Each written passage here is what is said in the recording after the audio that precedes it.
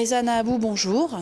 Vous êtes sommelier et notamment, alors, vous êtes français et vous avez été élu, si je puis dire, meilleur sommelier suisse en 2016. Oui, j'ai eu cette chance de gagner le concours. Ça faisait 4 ans que je le faisais, enfin 4 fois, pardon. Et j'ai toujours eu la chance d'arriver dans les podiums. Et enfin je l'ai gagné. Voilà. Bravo. Merci. Vous êtes également enseignant, vous enseignez à Glion. Pourquoi avoir voulu partager finalement votre passion? Parce que sinon, je pense que vous aviez une place, vous avez dû et vous avez eu des places facilement dans des grands établissements. Pourquoi avoir choisi d'enseigner? En fait, on est toujours dans le mode du partage et on le fait sincèrement, on le fait avec les clients, on le fait avec nos proches collaborateurs, par exemple notre équipe de sommellerie. Alors, j'ai grandi aussi, donc j'arrive à 30 ans et on se demandait qu'est-ce que je pourrais faire dans le futur.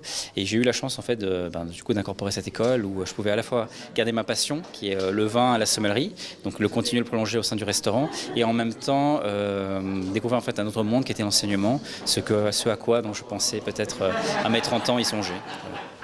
Comment on devient sommelier? Ok, il y a des formations, mais c'est quoi les qualités, c'est quoi les conseils presque que vous pourriez donner à des étudiants qui souhaiteraient faire le même métier que vous?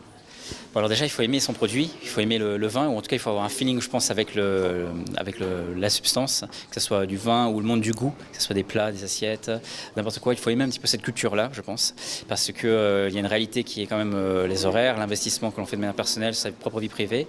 Et si on n'aime pas ça, on peut difficilement, je pense, restituer de l'émotion, du plaisir et en prendre. Alors déjà, aimer le produit simplement et être sincère avec ça.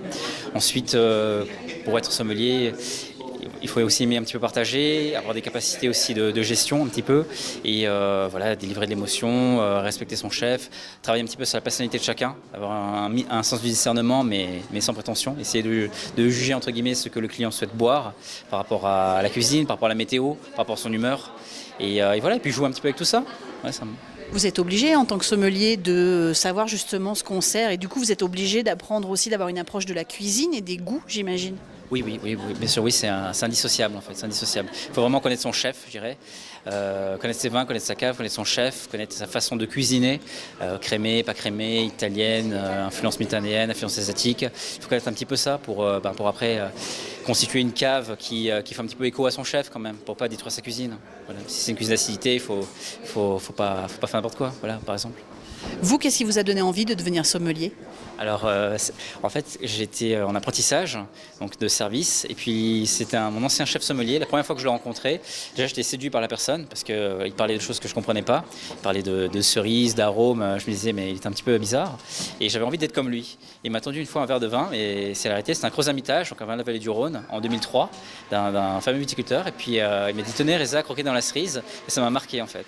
Donc je me suis dit, je connais rien à son monde, mais j'ai envie d'être comme lui, j'ai envie de savoir un petit peu ce que c'était que ce jus qui m'a beaucoup plu. Et voilà, ça a commencé comme ça pour moi. Oui, vraiment, c'est passé comme ça. Ouais. Merci beaucoup. Merci à vous.